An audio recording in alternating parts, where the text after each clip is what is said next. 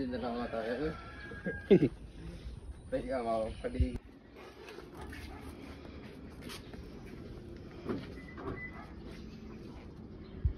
Yo, magandang araw mga kap. Kamusta kayong lahat? Home service nga pala tayo today at ang home service natin ay sa mga tropa natin na sina Sir Richard at Sir Lester sa Alitagdag, Batangas. So syempre bago natin umpisahan yung araw, food trip muna tayo. At syempre tulad ng dati natin ginagawa, dito tayo sa Menan's Goto, located to sa Bulacning, Lipa City. Kasama natin syempre si Pinsan Yuri sa session na to. Iba lasa ko pagkakatapos mo lang mag-toothbrush, kasi iba po lasa ko.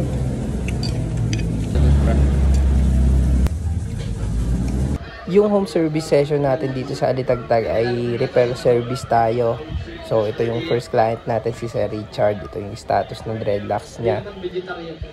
Hindi, doon ako pinatulis Tanawan. Ano ba? Ay matarik. Yun nga, sabi nga ako sa mga ko. Ay panik-panik ka kasi ng matarik na muna ko. Ay, malayo pa ito sa Kalakait. Ay siya eh. Layo eh, sabi ko ikap. Ano? Okay, magkano ang service ko? Sir, 20 kilometer kasi sa Batangas, singil ko 1K. Sabi ko, sir, 58 kilometers eh.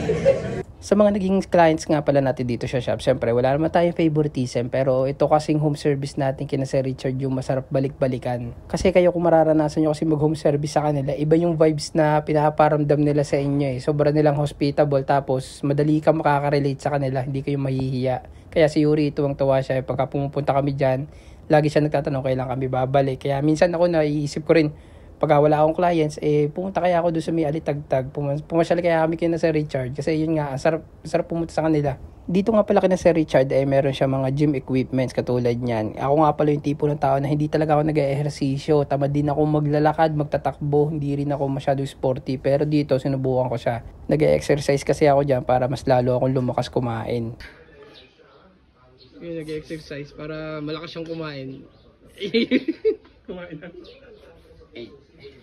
So dito tapos na tayo sa unang client natin ngayong araw. Ito na nga pala yung naging resulta ng gawa natin kay Sir Richard. Bale, roots maintenance lang naman yung ginagawa natin kasi maalaga naman sila sa dreadlocks. Kung mapapansin nyo since day 1 hindi pa rin talaga nagugulo yung strand ng dreadlocks ni Sir. Maalaga talaga siya, kaya yun, roots lang ng roots yung ginagawa namin every session. So ito yung resulta ng gawa natin.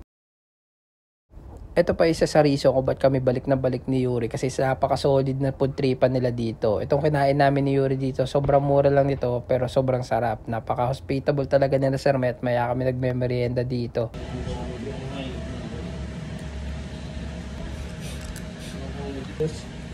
Okay. Kaya yung tumubo.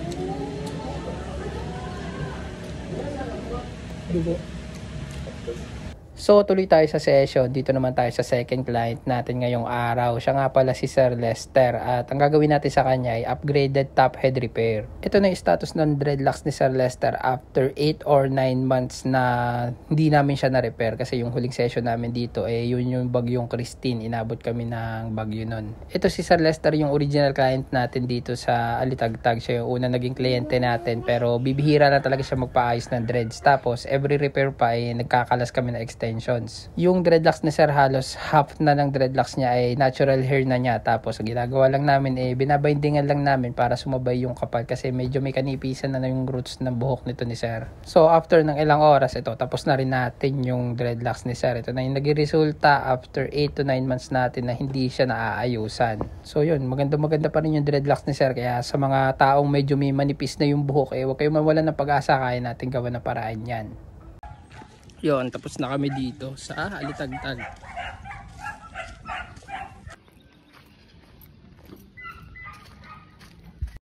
After ng session may pahabol pa na food trip nga pala dito sa Engineer Baboy. Actually, second time ko na nga pala pumunta dito dahil napakasolid nung halo-halo na to. Natikman ko na siya nung unang beses na kasama ko dito si Dan. Sa sobrang init ng panahon, tinanong ko si Yuri kung kaya niyang ubusin yan, pero basic lang daw yan Ano siya hinahalo?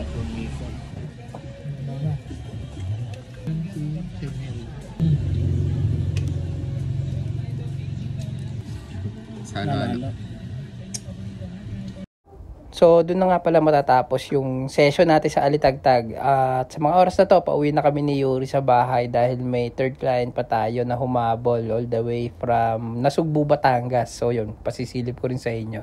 So, dito naman sa third client natin ngayong araw, siya nga pala si Sir Pat at nagmula pa siya sa Nasugbu, Batangas. So, dito naman para sa third client natin ay custom dreads nga pala yung gusto niya mangyari. Bali, meron siyang halong color blue na extensions, tapos may gusto rin siya mangyari, customized dreadlocks nga talaga yung gusto nang mangyari nito ni Sir. So, ulitin ko lang, ito ay preference ni client. So, ang gusto niya kasi mangyari is small or short lang yung extensions na blue. Tapos, meron tayong medium size na dreads na siguro mga 4 inches.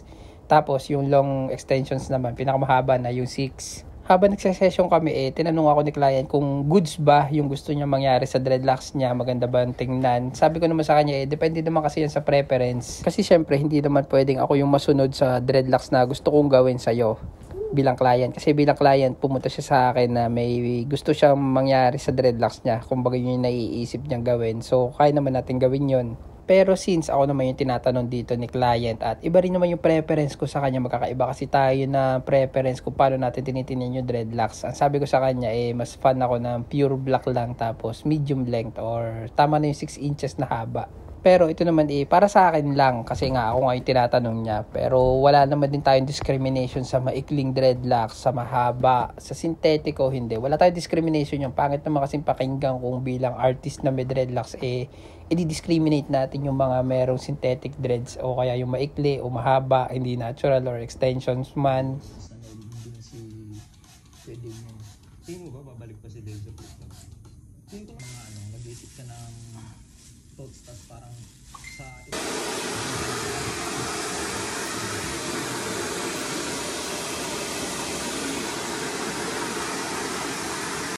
So, ito na nga pala yung naging resulta ng gawa natin kay Sir Pat, client from Nasugbu, Batangas. Bali, 40 pieces nga pala yung kanabit natin na extension sa buhok niya. So, ulitin ko lang, ito kasi yung first time ko na gumawa ng dreadlocks kung saan magkahalo talaga yung synthetic at natural hair. Ito po ay preference ni client, ito yung gusto niya mangyari sa dreadlocks niya. Pero sabi ko rin naman sa kanya, anytime na magsawa siya dyan sa mga blue synthetic na yan, pwede natin palitan na natural hair. So ayun, doon na natatapos yung adventure natin ngayong araw. Maraming salamat sa pagsama sa akin. Kung gusto niyo mo nga pala magpagawa ng dreadlocks, afro curl braids and cornrows, meron po tayong shop sa Lipa City, open for home service kahit saan. Meron tayong Facebook, YouTube and TikTok, The Dreadlocks Factory.